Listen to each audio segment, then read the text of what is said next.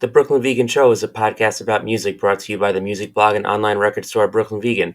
Make sure to subscribe to hear all of our upcoming episodes featuring interviews with musicians and more, and find us 24/7 at brooklynvegan.com, Twitter, Facebook, and Instagram.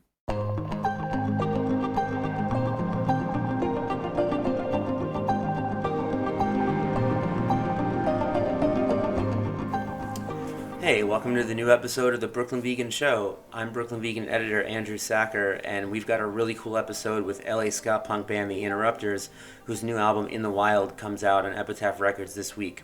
We talk a lot about the new record, including the different styles of music explored on it, the lyrical themes, which are by far the most personal the band has ever written, and the many cool guests on the album, including members of Hepcat, the Skints, Tim Armstrong from Rancid, and two-tone legend Rhoda Dakar of the Bodysnatchers. We also talk about members of the Interrupters recently backing up Tim Armstrong and Jesse Michaels in a semi-impromptu Operation Ivy reunion. We talk about the moment that ska's kind of been having lately.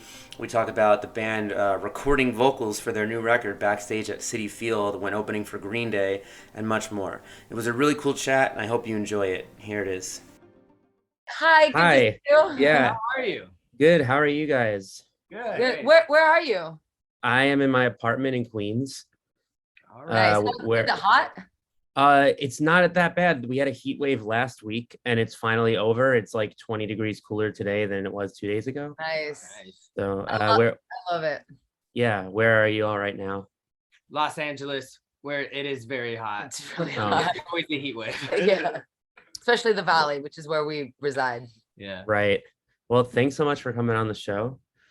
Thanks for having us. Yeah, welcome. So just real quick, just because there's 4 of you, can everyone just kind of say their names so we can kind of, people listening can be like, all right, I can connect that voice to that name.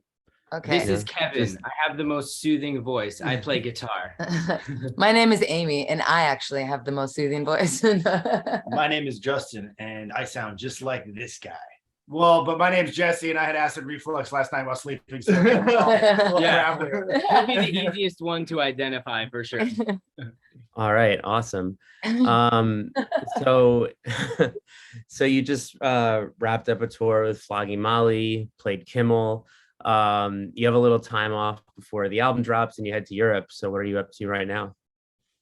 We're starting rehearsal today for the tour because our album comes out next Friday, In the Wild. August 5th. August 5th. And we're working some new songs into the set list, and it's been a lot of fun. Yeah. That's awesome. I can't wait to hear the new stuff. Hopefully, I missed the last show in New York, but hopefully next time. We're gonna send you don't have the do we have to send you the record? Oh yeah, I have the record. Yeah. You have the record. The record's awesome. I have a ton to ask about it. Oh, awesome. Yeah. I did, however, catch you at Citi Field with the Green Day and Weezer. And that was one of our extended sets. And I remember you tweeted about the playlist that was played before we went on stage, and I was happy to report that that was our playlist that we play at our headline shows even, but on the Hella Mega Tour, they were like, you guys could play whatever you want before your set. So we just played our playlist, and I'm glad that you clocked that. Yeah, that was so sick, because I just happened to have gotten there like an hour early, and I was like, wow, they're like playing fucking rad shit this whole time. That's awesome. Yeah. I forget which member it was, but I remember somebody like cracking jokes on stage, like, oh, it's the Stadium Rock show. And I was you okay? And I was like, but I was, on a very also serious level, kind of thinking like, I'm like a 90s punk kid. Like, this is the first time I think the bands I grew up on are doing stadiums. Like, it really did kind of feel like triumphant for, us 90s punk kids. Yeah. What was that like for you being like on that tour and witnessing those crowds every night? It was surreal. It was crazy because I think for the rest of the world, I mean, we were in isolation with just like everybody else. So going from, your house and your couch and being isolated, it was just us 4, we making the record on lockdown. And then to go from that to stepping out on the stage with, 50,000, 30,000 people. Yeah. It was like, this is so surreal. This is so amazing. It really was a dream come true. And it was like 0 to 60 it was in 5 seconds. Yeah. And I just remember that first show, we kicked off the tour in Dallas, and we left our bodies. And I just remember feeling so sore afterwards because I was so intense and nervous, and just like all that nervous excitement like came out. But it was, oh man, what a fun tour that was. Yeah. A huge learning experience too, to play, you know, to kick off a show like that, like, you know, like it was an honor. It was an honor, yeah, to even just be invited to the party. Exactly. And every night they had fireworks. So it kind of made, you know, Green Day at the end of their set played, you know, stadium fireworks. And every night we watched them play, and every night we watched the fireworks show. Yeah. And every night we would just hug each other and look at each other and be like, I can't believe that we're here. This is amazing. It felt like the celebration of the return of live music. Yes. It really did. It, even as like an attendee, it kind of felt that way. Like I had actually seen 1 or 2 shows before that one, but that felt like the moment where I was like, I think we might be kind of on the other side. Like it was really celebratory. Like totally. I also just feel like the Interrupters were such a perfect band for that tour. Like if you're into Green Day and Weezer and maybe not up on new music because you're a little older, I feel like it'd be so easy to be won over by your songs. Do you feel like you made a lot of new fans on that tour? I mean, even sorry, I didn't mean to catch on this last Flogging Molly tour. We had people coming up to us every show, like, we saw you on Hell Omega, and there's shirts in the audience. A lot more of them nowadays.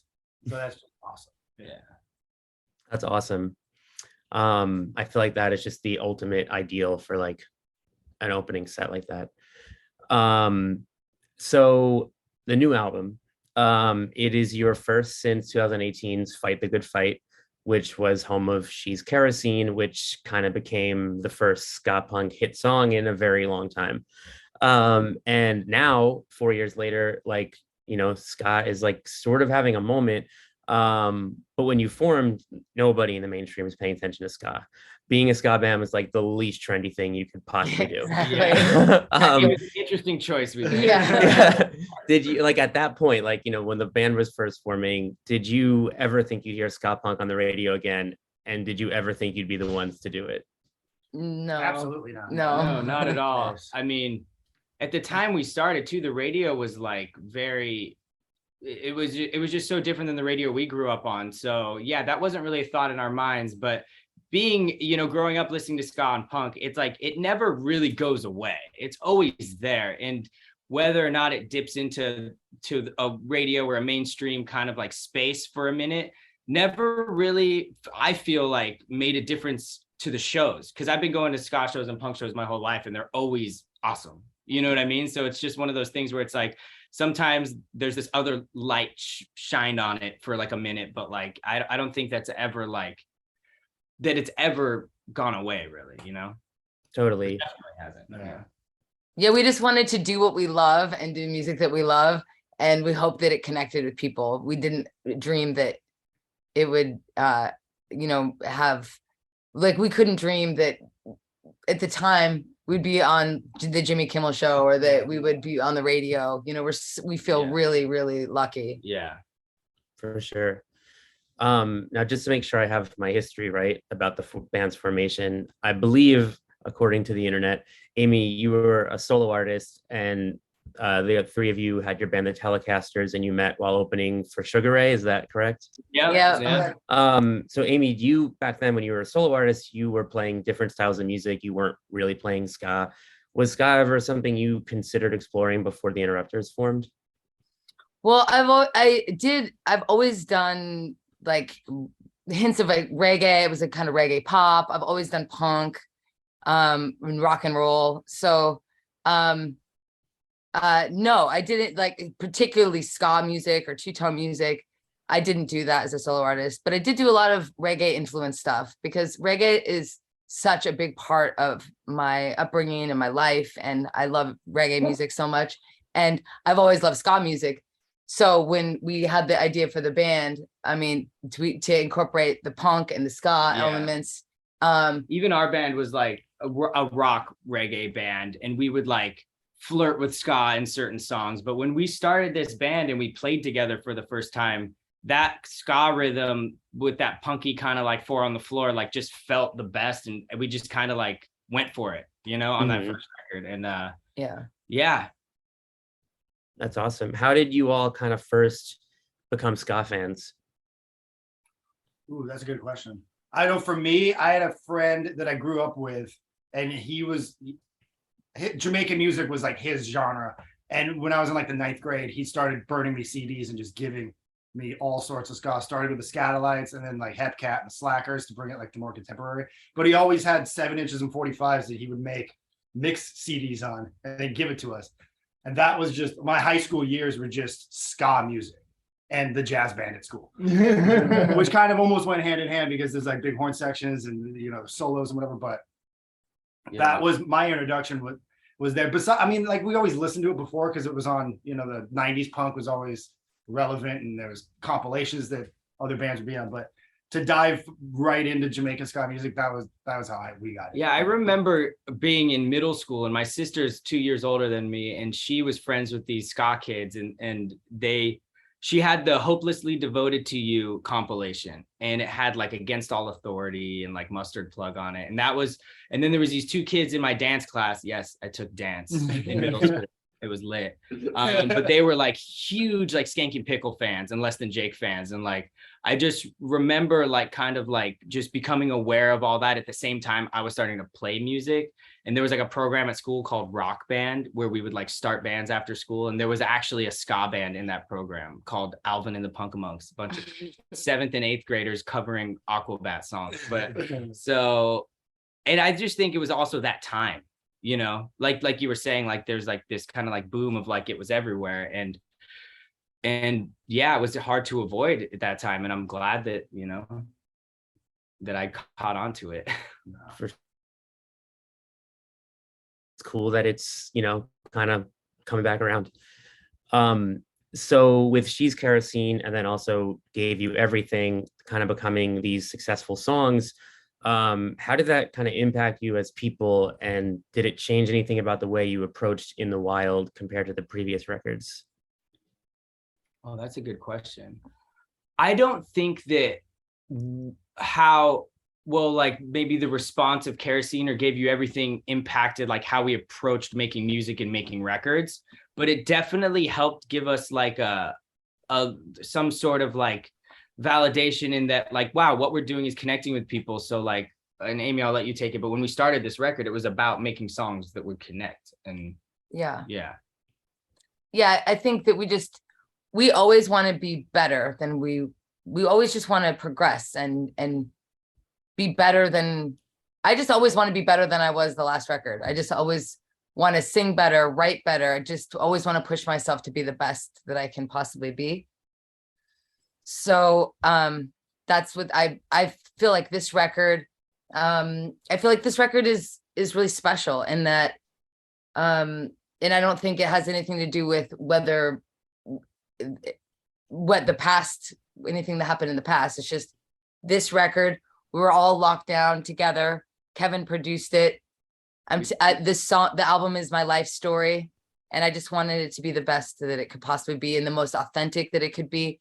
And tell my truth, and in telling my truth, have the hopes that it would connect with other people's truth, or tell my story in the hopes that other people can see their story inside of it.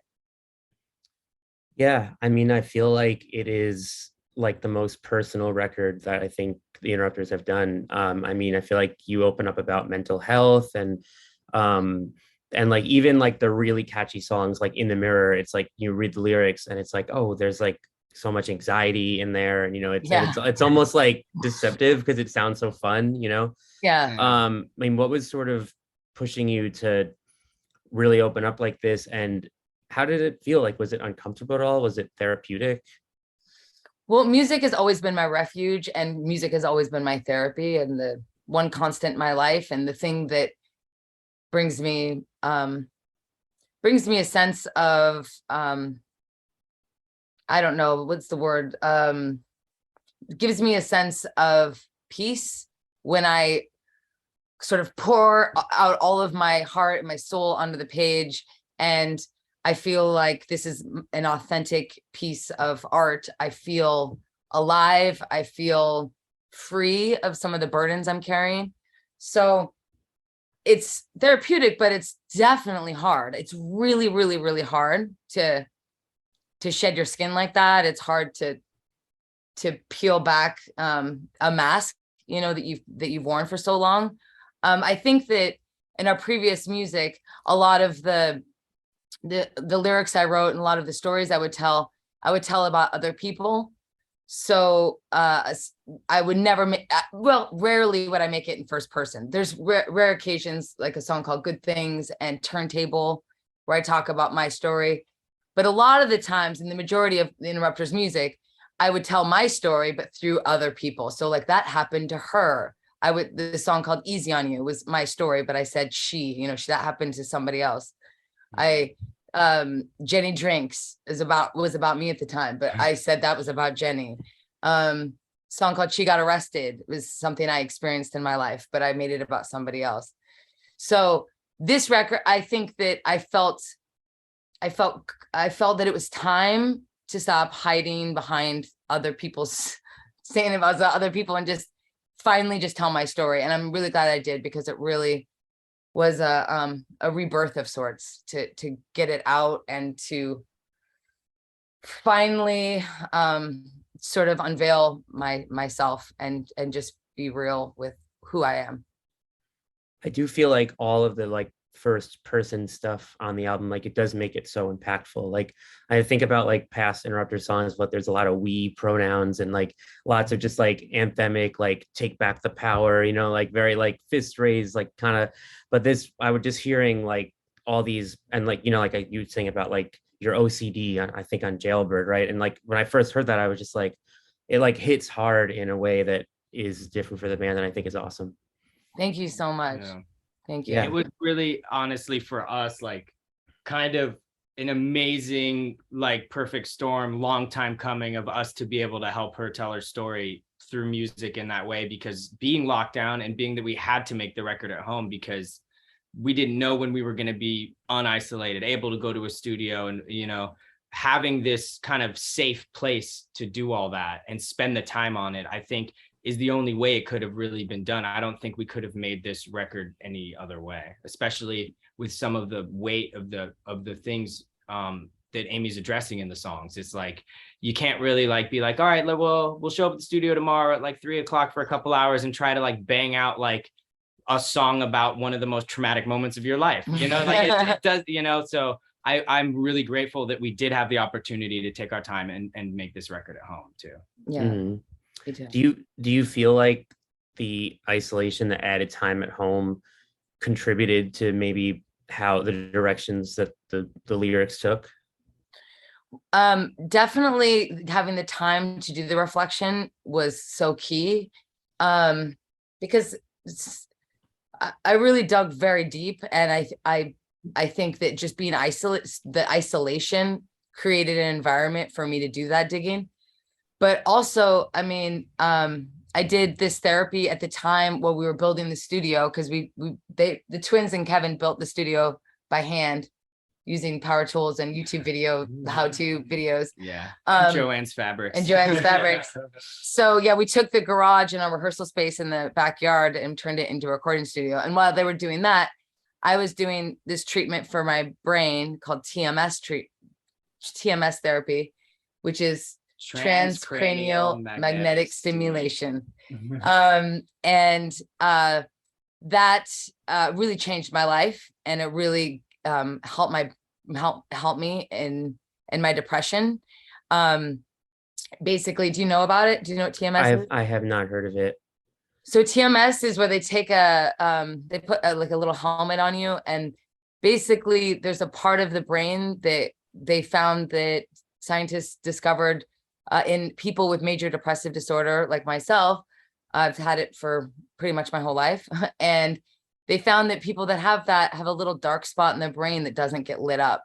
And the magnet, I went every day for 6 weeks, and I took a day off a week. But anyway, and basically it stimulates that part of the brain, and it helps with depression in a massive, massive way. And it really helped me want to wake up in the morning and be happy to be alive, which is something I hadn't experienced pretty much ever. So in just my depression being lifted, I was able to look at some really traumatic and some really dark places in my life that were, quite frankly, really unsafe to go mentally before that treatment. I couldn't even look at that stuff because it was just too hard to look at. But once I got the help from my brain and I was feeling happy to be alive, I just started writing so much, and so much creativity came out of me, and so many things I was afraid to look at, I was able to look at. And like I said, the isolation helped and the time helped. So it was kind of a perfect storm. And so that's kind of why the lyrics, I think, are as personal and as deep as they are. That's amazing. I have one other specific lyric question. I don't know if maybe you would rather let it speak for itself, and if you would, that's fine. On the last song, Alien, you sing "I've never felt completely female," which I feel like is a really, I feel like it's going to be an important song in this era where we're often talking about gender fluidity and challenging the binary. And I guess I was wondering if you would elaborate on that, unless you don't want to, but. Well, this, it's kind of a long story. I don't know how much time you have. But yes,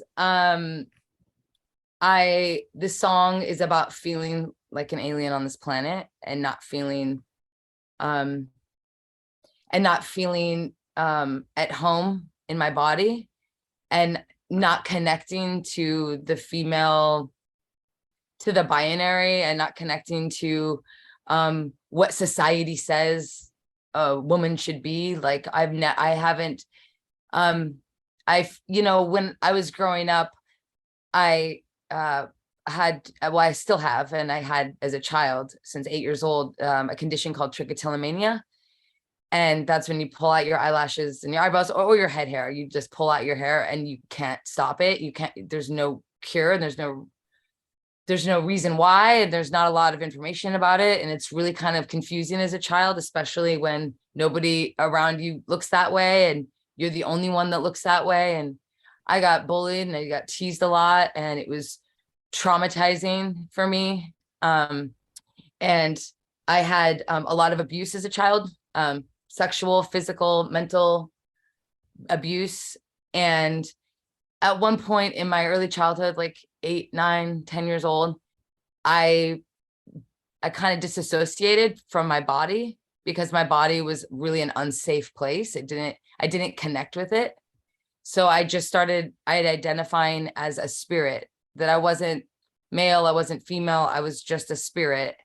And that gave me a freedom where I didn't feel like, because I didn't look like the other girls, I didn't act like the other girls, like I just didn't relate, and so I have a deep empathy and I relate very much to people that have gender dysphoria, and I just think that it was just a very lonely place to be in my body and on the earth. So that's what that song is about. And that's this short version, believe it or not.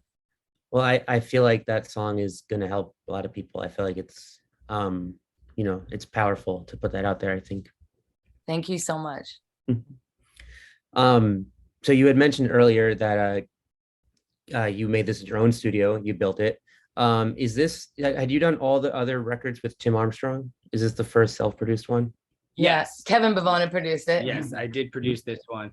And we did the first 3 records with Tim. This one is still, he's a part of it. It's on Hepcat Records. And a couple, when we were doing the song inventory, there was actually a couple songs that ended up making this record that we had like kind of started building with him before the lockdown.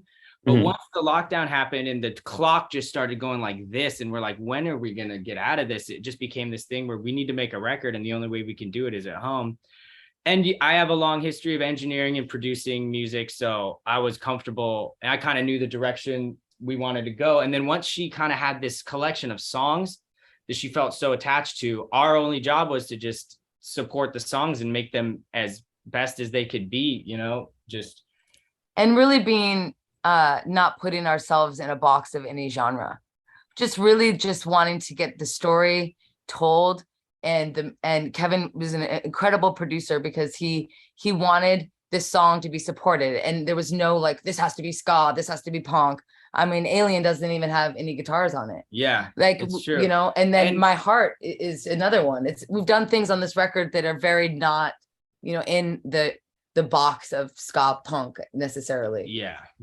But still, I feel like our identity as a band is in those songs, regardless of whether there's upstrokes and toasting. But the song is king. The song, yeah, exactly. The song is the main thing that we want to support. And in doing it at home and being the producer too, like I have the best 3 partners right here because if I had an idea that wasn't good, they would tell me, and they were comfortable being like, I don't know about that. We'll try it. And then we tried everyone's ideas. And ultimately where we ended up is a place where I feel like, and I can't really speak for everybody, but I think I can, all 4 of us are so happy with the end result, you know?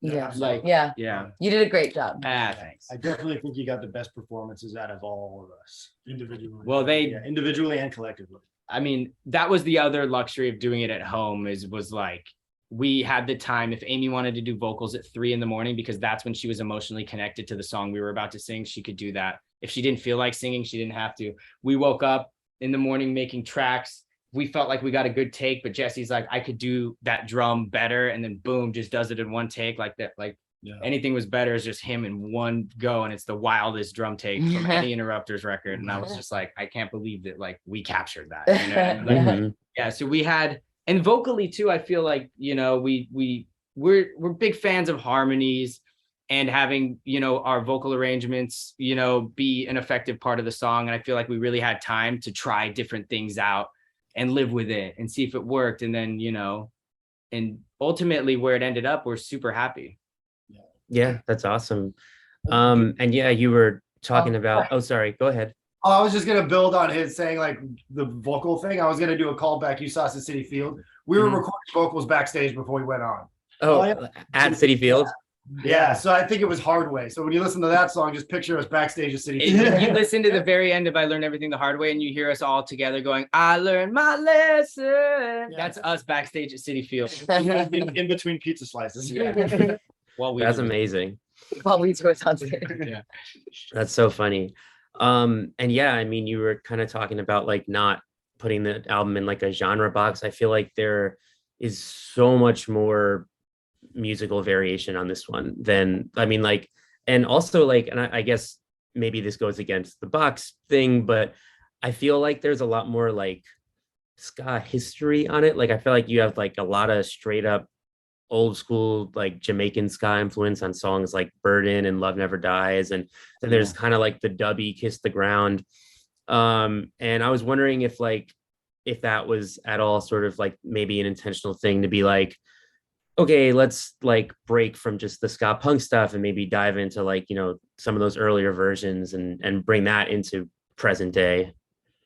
It really wasn't. It was that this, like I said, the song we like Kiss the Ground, for example, was a song that came about because Kevin just picked up the guitar. I was playing reggae and she started singing this hook. And I just started singing it, and just as it was. And we just wanted the song to be what it wanted to be, instead of try and change it or try and produce it in a way that it wasn't the original idea. And at the same time, we did go in the studio and say, what would it sound like as a ska song? Because it's halftime. So we double timed it sometimes when you're low. And then what we noticed is it's like, it's dancey, but it's missing the original. It's missing the spirit of the song. So like, that was the thing, is just listening to the spirit of the song and trying to like do whatever was best for that. And I feel the same way about Burdens. It's got like such a rootsy feeling. We wanted to go roots on that, and having Greg and Alex singing on it too. Their harmonies was, I mean, when they came in to do those vocals, Hepcat.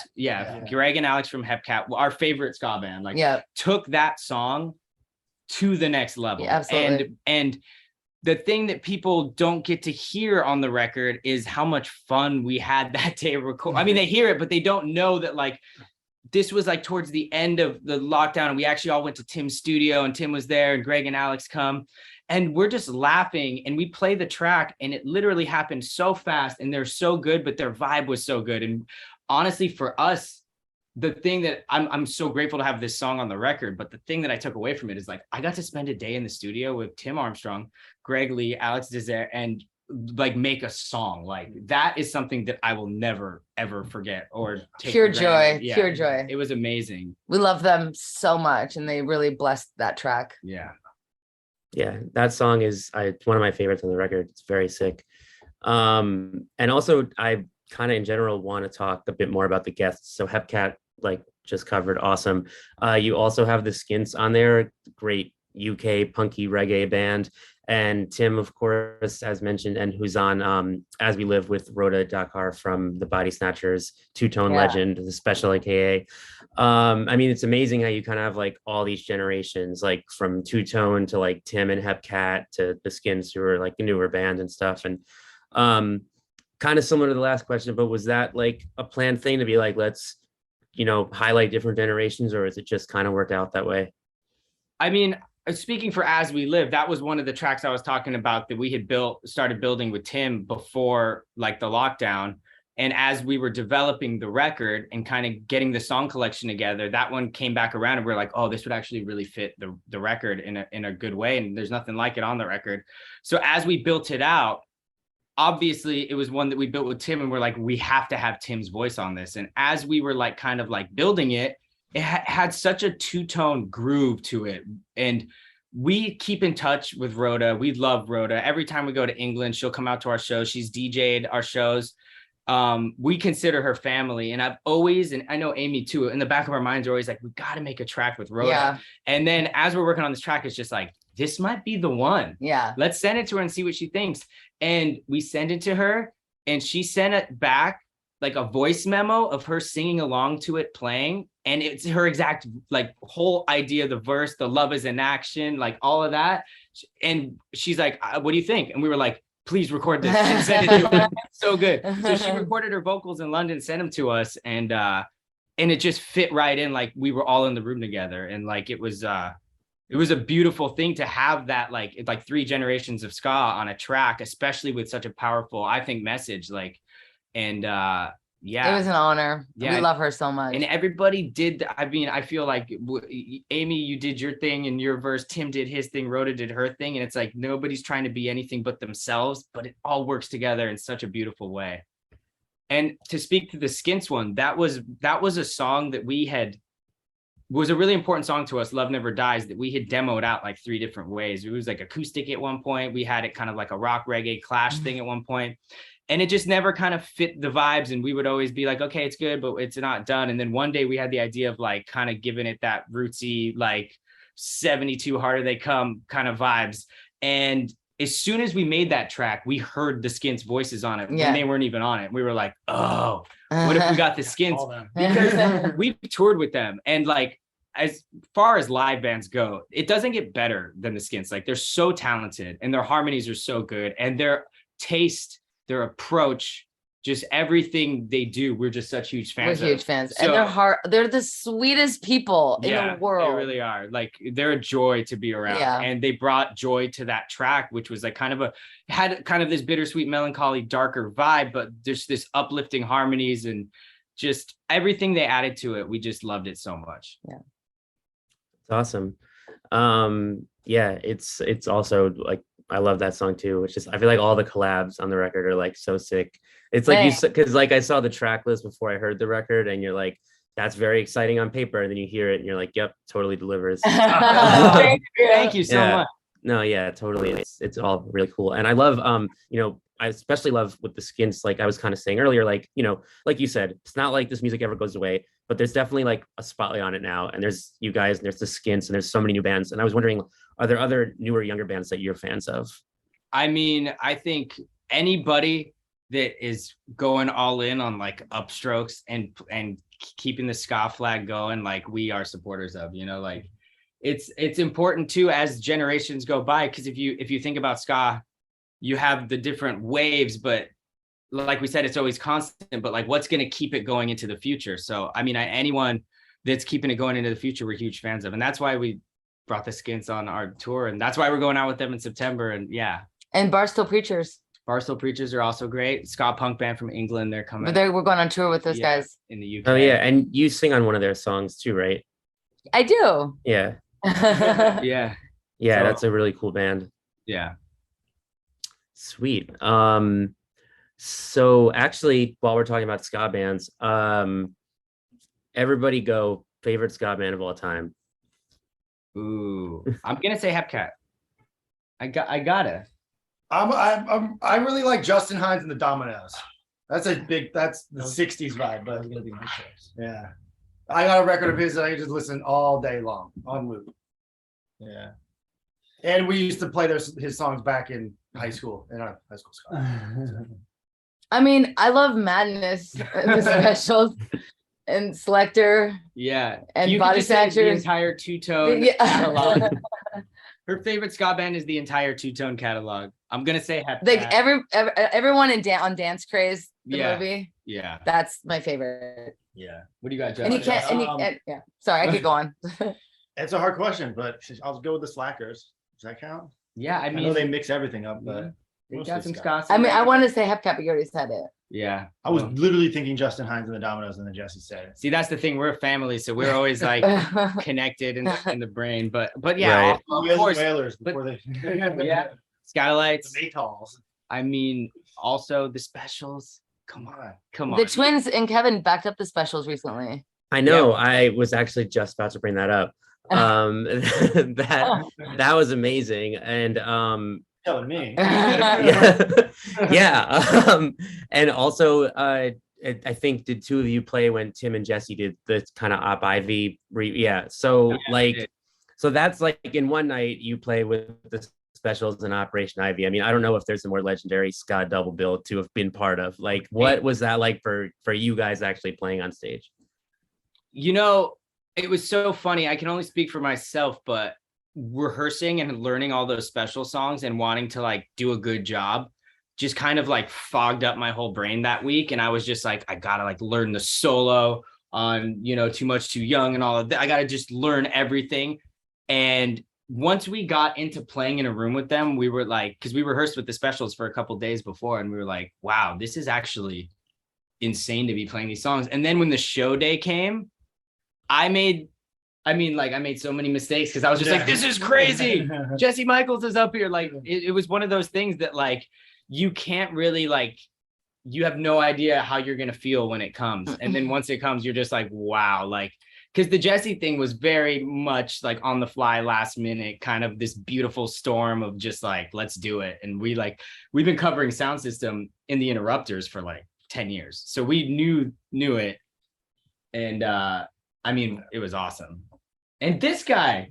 Yeah, I was the drummer of the Specials for a whole evening. It was insane. I remember going into rehearsals and being like, dude, you got it so easy. I have to learn chord progressions. I got to learn harmonies. Then when we start rehearsing, I'm like, oh, wait a minute. Those drum parts are not easy. No. They're like very, very like unique. Yeah. And It was a good week for me though to study those drum parts and have to learn them and play them perfectly, and then get into rehearsals and have like Horace Panther go, oh hey, at this part, like you don't do it this way, do it this way. I'm like, oh yeah, great. And so like it was a big learning experience, but it was also just so much fun.